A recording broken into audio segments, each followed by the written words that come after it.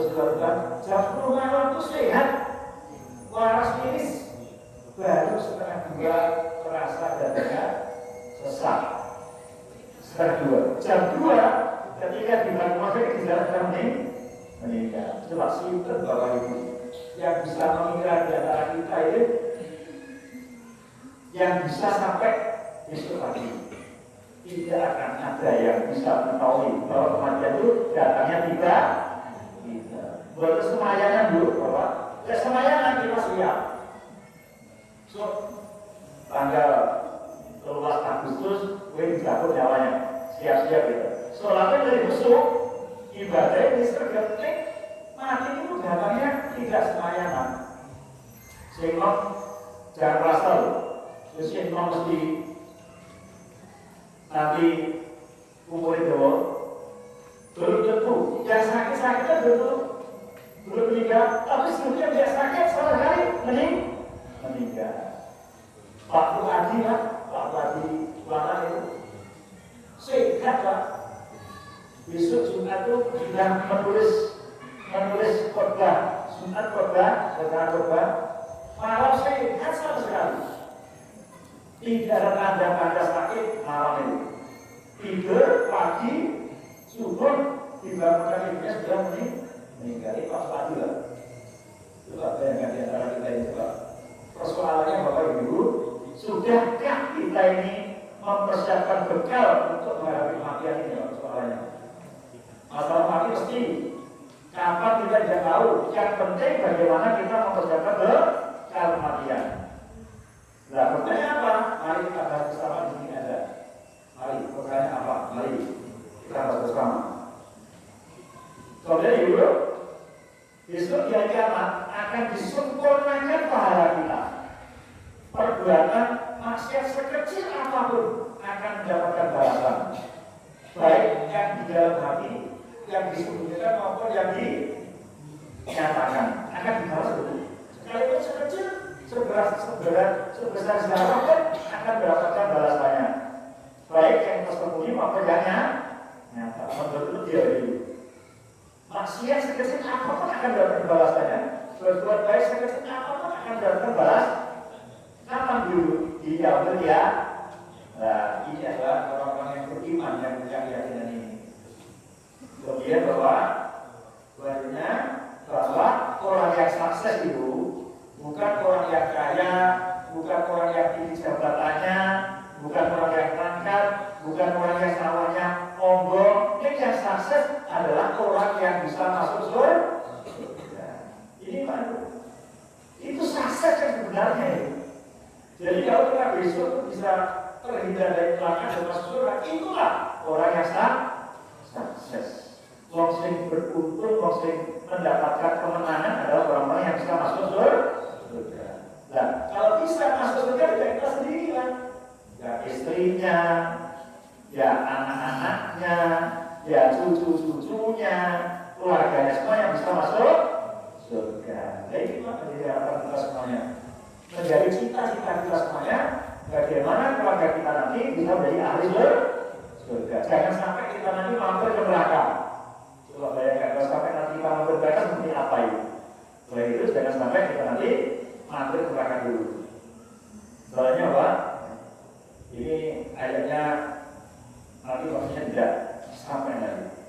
Soalnya disebutkan baik, ya ayyuhalladzina taqullaha haqqa tuqatih wa la tamutunna illa wa antum muslimun. Ini sudah banyak disampaikan bahwa ini pesan takwa, bahwa bekal kita yaitu dalam ayat ini adalah untuk menghadap Allah, karena hakikatnya itu perjalanan kita ini perjalanan menuju Allah. Jadi kita ini sekarang ini perjalanan menuju Allah ini. Ya. Jadi orang hidup sebenarnya berjalan menuju Allah. Innalillahi wa inna ilaihi raji'un. Kita dari Allah kembali kepada Allah. Jadi kita akan kembali berjumpa dengan Allah. Gimana kira-kira nanti ketika berjumpa dengan Allah itu? Gimana kira-kira? Kita nanti akan berjumpa dengan Allah, nanti apa yang kita persiapkan? Bekal apa yang sudah kita persiapkan sekarang ini? Kita nanti akan menghadap Allah yang bagaimana? Ini juga Pak yang harus kita persiapkan. Oleh itu,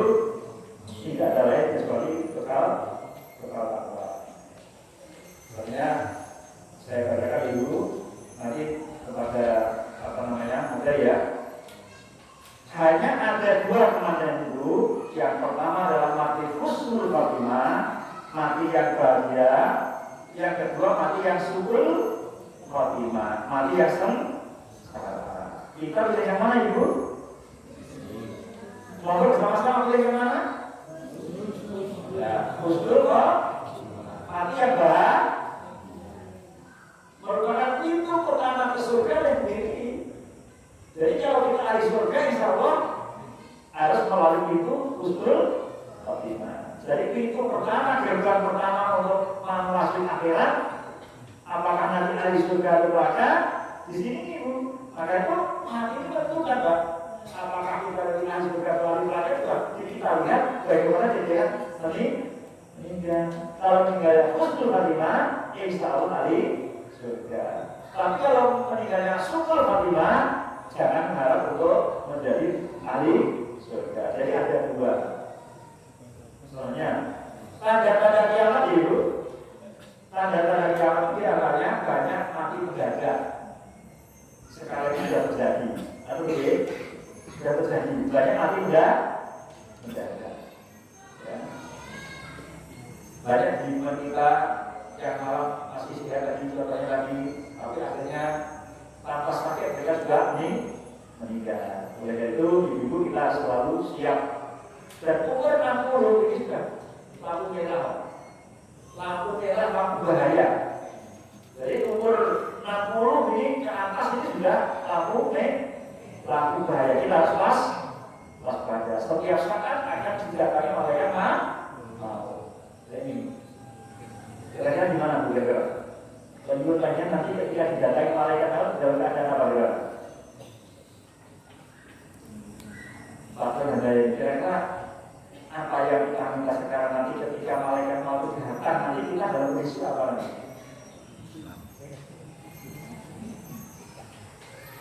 Dalam kondisi apa itu?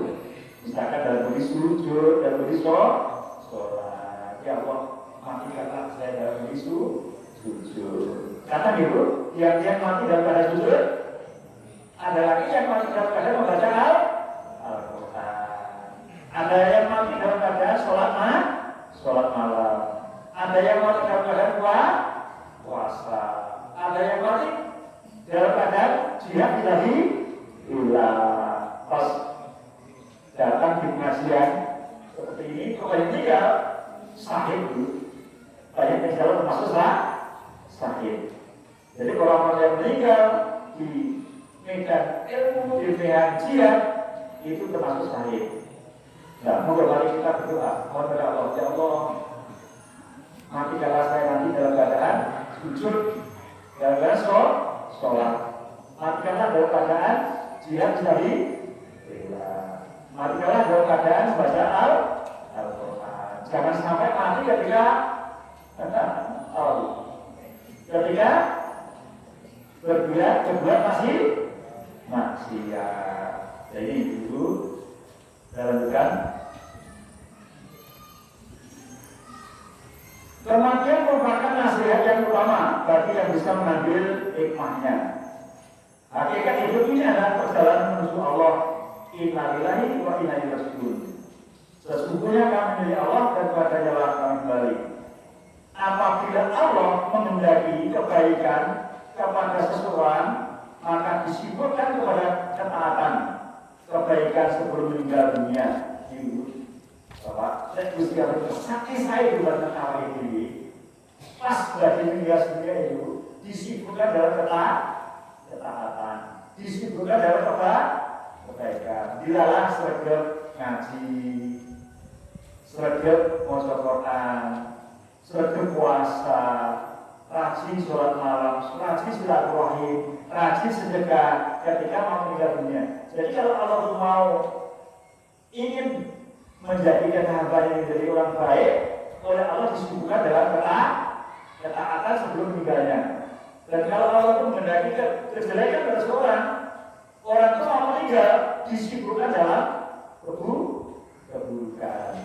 Mudah-mudahan kita ini mulai hari ini selalu oleh Allah disibukkan dalam ketaatan. Amin. Kemudian ibu akmalul bil khawatim. Setiap amal tergantung pada penduduknya, yaitu yang kita ini sangat khawatir dalam diri kita. Apakah kita nanti husnul khotimah ini masih dalam tanda-tanda besar? Karena apa? Banyak ternyata orang yang tadinya soleh, orang yang tadinya orang ahli mengamalkan ahli surga, tapi detik-detik kematiannya mereka melakukan bentuk-bentuk kemaksiatan. Akhirnya mestinya dari ahli surga dari ahli neraka. Tapi juga ada orang pada awalnya ahli neraka, banyak maksiat, banyak minuman, berzina, ya. Tapi akhirnya oleh Allah mendapatkan petunjuk. Akhirnya dia sudah sekitar 1 juta masuk neraka. Mereka oleh Allah mendapatkan petunjuk, akhirnya bertobat, akhirnya dia masuk surga. Jadi dulu kita ini dalam bahaya. Apa kita nanti husnul khotimah atau su'ul khotimah kita tidak tahu. Oleh itu ada kisah inspiratif. Satu, Bal'am bin Baqurah, ulama besar, seorang ulama pada kaum Bani Israil hidup di zaman Musa. Sangat luas ilmunya, luas makrifatnya, doanya tidak pernah tertolak. Bisa mengenai kejadian sebelum terjadi, tetapi meninggal dalam keadaan su'ul khotimah. Ukuran contohnya dulu. Jadi Bal'am bin Baqurah itu ulama besar, ahli marifat, yang doanya tidak pernah ditolak oleh Allah. Ya, meninggal itu syukur. Karena apa? Mereka di masa akhir hayatnya mereka yaitu tergoda oleh dunia dan jabatan. Di masa-masa akhirnya yang kali ibadah, kali ulama besar, tapi pada akhirnya mereka suruh. Ada lagi, ada seorang membunuh 100 orang dulu, bahwa tapi ketika membunuh 100 orang, mereka sempat bertobat, mendapatkan hidayah Allah, akhirnya meninggal dalam keadaan husnul khotimah. Coba pendahulu ini, Ismail 100. Coba kita bayangkan, Ismail 100 itu mestinya dia bisnis sekali makan. Tapi kan Allah berikan petunjuk, berikan hidayah, akhirnya mereka sempat bertobat. Nah, ada lagi Usaid bin Abdul Ashar. Ini aneh, Pak. Usaid bin Abdul Ashar ini belum pernah sholat dulu. Baru 1 hari masuk Islam. 1 hari syahadat, 1 hari belum sempat sholat, dipanggil Nabi berangkat perang Uhud, meninggal di medan perang. Meninggal gugur di medan perang.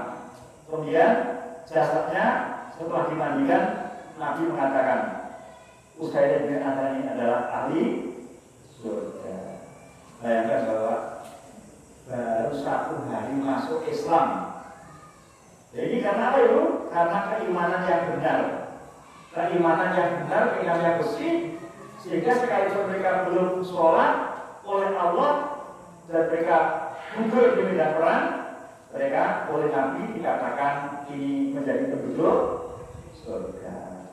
Jadi dulu bahwa yang keempat, Reddy Budiman, terkenal itu Reddy Budiman. Itu bapak ibu benar aja deh. Ya, bandar narkoba kelas paus di Indonesia ini. Bandar narkoba kelas paus. Lahir di Surabaya tahun 1976. Sejak SMA sudah memiliki bisnis narkoba. Tahun 2009 sudah diketahui oleh BNN. 26 Juli 2016 divonis oleh Kejaksaan Jakarta dengan hukuman mati. Juli 2016. 2 hari sebelum hukuman mati dilaksanakan, dibacakan keputusan kejaksaan, mereka minta 2 permintaan. Yang pertama, minta dari jaksa ini 2 hari sebelum ditembak di depan 16 Regu tembak Brimob 16 Regu Ibu tembak jam 1 malam nembak jam 1 malam diadakan 12 Ibu tembak dibodoh disikap tembak 12 Ibu tembak dari Brimob makanya disikap ada 2 permintaan. Sebelum ditembak saya minta untuk bisa mengucapkan kalimat syahadat di hadapan 12 Ibu tembak dari Brimob. Mengucapkan syahadat permintaannya itu yang pertama. Yang kedua, saya minta agar dibuka kain hitam penutup mata saya agar bisa melihat betapa besar dosa-dosa saya yang pernah saya lakukan untuk Indonesia. Menyadari dosanya. Jadi mereka sudah bertobat. Setelah Ibu tembak melakukan eksekusi pada jam 00 di tiang, setelah meninggal, menurut cerita dari seorang sniper badannya tinggi besar, setelah diangkat terasa ringan. Dokternya karena berat sekali, orangnya tinggi besar, tinggi besar. Setelah diangkat, ringan. Setelah dimasukkan ke dalam keranda jenazah, wajahnya tersenyum. Ada tanda-tanda keringat di keningnya. Menurut hadis Nabi bahwa di tanda husnul khotimah. Jadi tandanya kalau orang husnul khotimah di keningnya itu ada keringatnya. Dan juga bisa matanya mengeluarkan luh.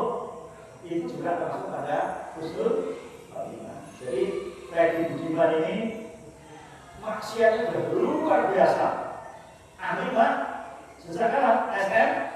SMA. Sudah berapa kali itu orang yang dikorbankan dengan narkoba. Persoalan dulu di dalam penjara Nusa Kambangan terbuka hatinya belajar Islam. Dan hari sebelum menjalani hukuman mati, Freddy Budiman bisa mengatakan Al-Quran. Khatam Al-Quran beberapa kali dalam satu hari. Sebelum meninggal mereka sadar karena di situ ada pengajian seperti ini. Mereka itu menangis katanya membalik di sudut masjid itu ada orang yang menangis siapa ya? Kok selalu nangis di sudut lain itu. Ternyata dari Budiman ini menyesali perbuatannya yang dilakukan tadi. Kemudian dikatakan ketika sebelum bila tembak itu mereka mengatakan Al-Quran. Sehingga ibu demikian bisa menjadi renungan kita.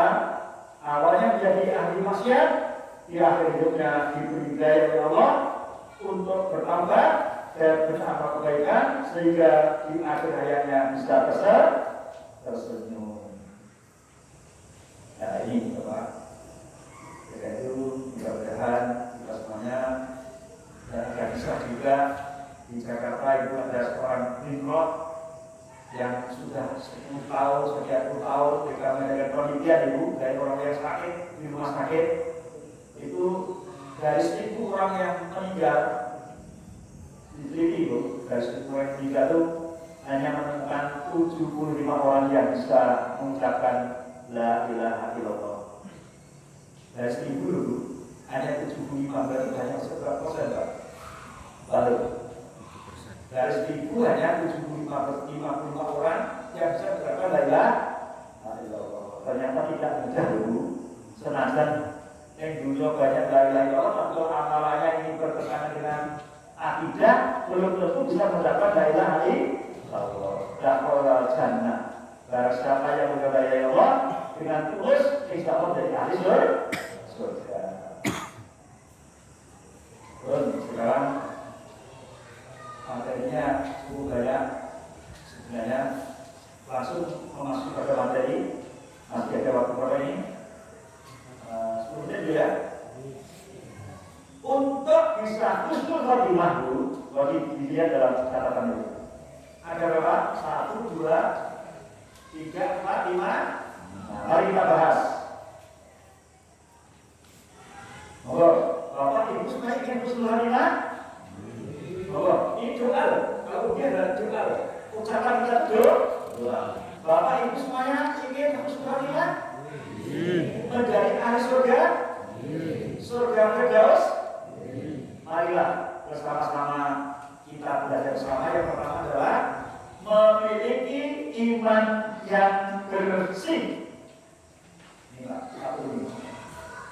Kita pastikan bahwa kondisi iman kita bersih, tidak tercampur oleh terkotori dengan perbuatan kesyirikan, kekafiran, dan kemunafikan.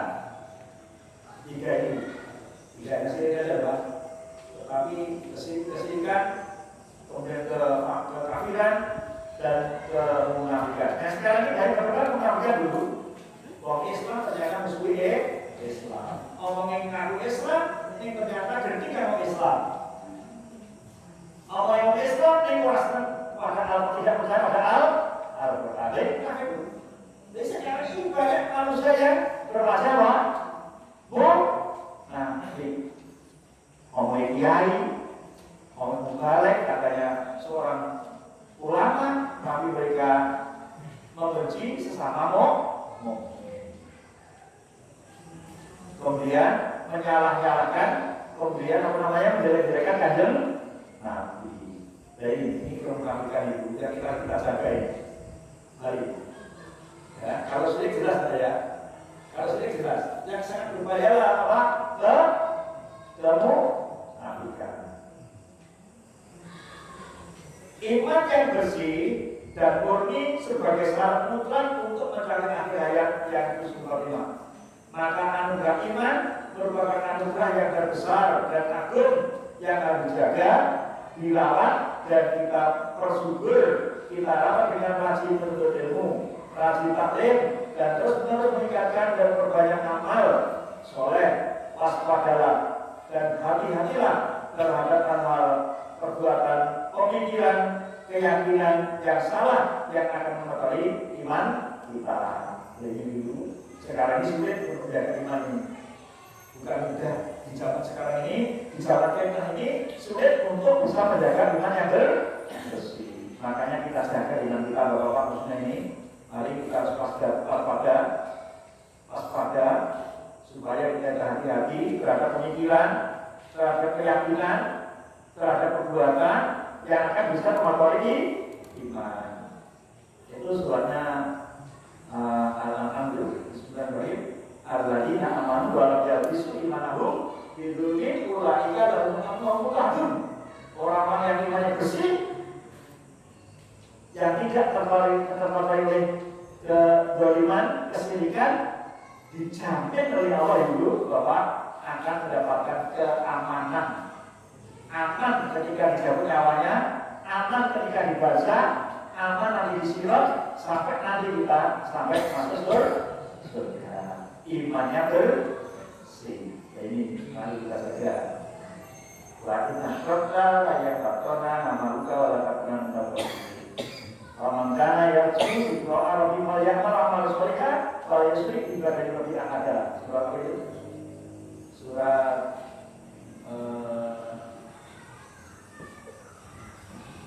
Al-Kahfi ayat 110. Jadi kalau kita ingin bertemu dengan Allah, berjumpa dengan Allah, apa bahasanya itu?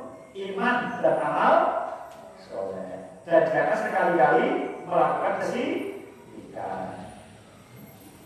Yang kedua itu memiliki amalan rahasia. Memiliki amalan rahasia.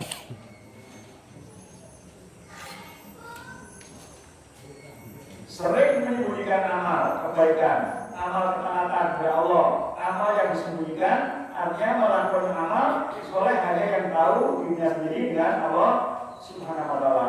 Amal yang disembunyikan, amal dicintai oleh Allah. Dalam hadis, seorang yang mengeluarkan sedekah lantas disembunyikannya sampai-sampai tangan kirinya tidak mengetahui apa yang diperbuat oleh tangan kanannya. Barat sudut tasodakah bisodakatin wa'afwaha hatta lama simaluhu yunfiku yaminu, yaitu orang yang menyembunyikan amal. Ini dulu, mari Bapak. Amal yang disembunyikan lebih banyak dengan amal yang kelihatan. Tapi kalau jamaah tidak bisa disembunyikan ya, kalau bagaimana? Nah, amal yang disembunyikan banyak, menolong orang, membantu orang, ya. Mari diperbanyak amal yang disembunyikan. Contoh, cicit Rasulullah, Zainal Abidin, cicit Rasulullah namanya Zainal.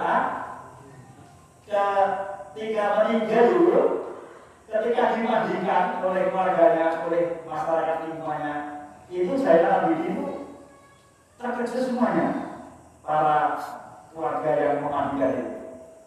Mengapa terkejut itu? Ternyata di pundaknya itu, di pundaknya itu hitam, bekas luka. Nah, di apa itu? Zainal Abidin kok luka ya pundaknya? Keluarganya ditanya tidak ngerti, istrinya ditanya tidak ngerti, anaknya tidak ngerti, keluarganya sudah tidak ngerti. Baru ngerti ketika sekitar 7 hari. Setelah dimakan 7 hari, sing cerita tetangganya, istrinya tidak ngerti, keluarganya ngerti, yang cerita tetangganya. Apa?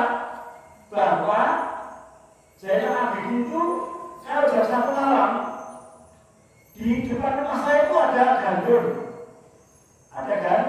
Jadi orang-orang tetangganya yang istri-istri itu merasa kehilangan.